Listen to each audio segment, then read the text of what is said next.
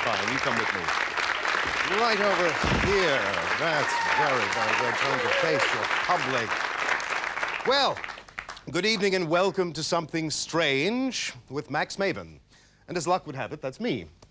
You don't look like something strange. You look like a rather nice lady. What is your name? Zoe.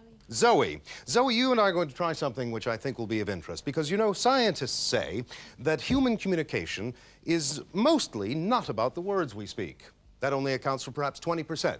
The rest is conveyed in nonverbal ways. So we're going to play a game having to do with human communication and specifically with lying. Are you any good at lying? Well, tonight we find out. Tonight we find out with a game involving this bag, which contains some little miniature billiard balls of different colors.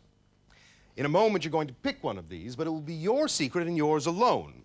You're not going to show the ball to me. You won't show it to the audience. No one is going to know what your chosen color is except for you. We'll then play a game of truth and lies, and I'll try and figure out which is the color that's really in your mind. So if you would, reach into the bag. I'll turn my head away. You pick one quickly. Hold it in your hand so that the audience cannot see it. Have you got one? Yeah. All right. Peek inside your hand so that you yourself know the color and nobody else does. Okay, keep it concealed in your hand. Here's the way the game works, Zoe. I'm going to ask you 5 times whether you thought of a given color. Every time I ask, you say no. Try and say it the same way every time. Of course, one of those times you'll be lying, and we'll see if I can tell which is that time. All right? Mm-hmm. Did you think of red? No.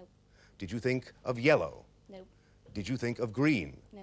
Did you think of violet? No. Did you think of blue? No. I don't know if you noticed, but she's very good. She was pretty consistent, but I did notice that you changed the little nod of the head that you did late in the game. When I got to blue, it was sort of like you didn't have to be quite so careful, you see?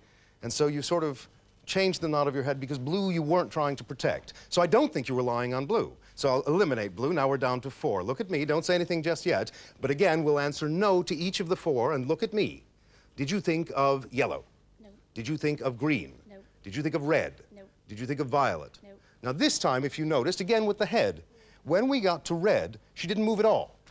Prior to that, she had done a little sort of head jerk. So I think, again, red was where you felt safe enough not to really be all that careful. So I don't think you were lying on red.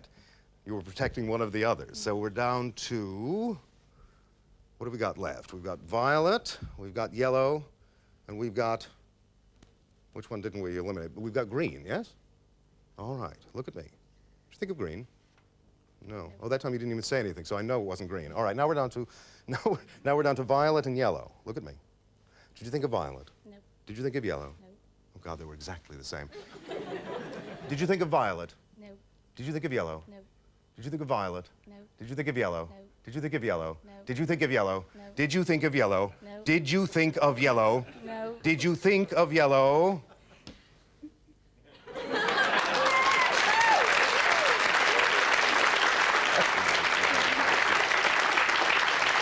Well, as you can tell, the degree of communication involved has a lot more to do with what we do and not always simply with what we say. But here's someone who's going to say a great deal about what's coming up in the show tonight. Would you please meet and greet Esther McVeigh?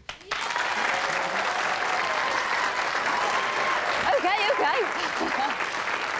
Thank you. Right, well, this week we're looking at different ways in which your body can reveal your innermost thoughts. We'll meet an iridologist.